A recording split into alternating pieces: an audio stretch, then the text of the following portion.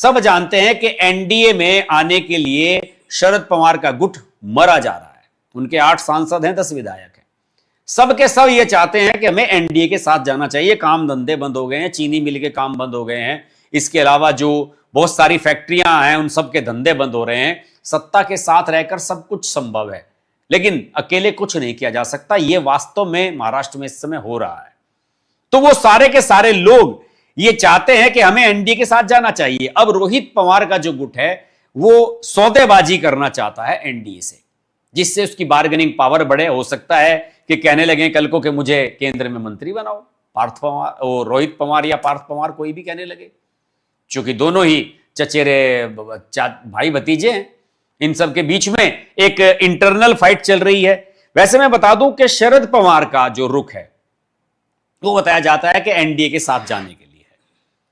8 जुलाई को एक मीटिंग हुई थी विधान भवन में, जिसमें सभी दलों के नेता गए थे, और यह बताया जाता है कि शरद पवार 30 साल के बाद विधान भवन में गए।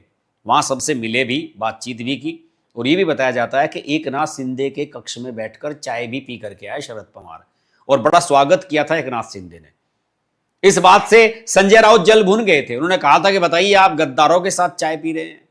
बड़ा मामला बिगड़ गया था। और उन्होंने साथ में संजय राउत ने यह भी कह दिया था, यूबीटी वाले, हालांकि उनकी कोई सुनता नहीं है, कि अब शरद पवार को बताना चाहिए कि उनकी निष्ठा एनडीए के साथ है या महाराष्ट्र विकास अघाड़ी के साथ, एमवीए के साथ है।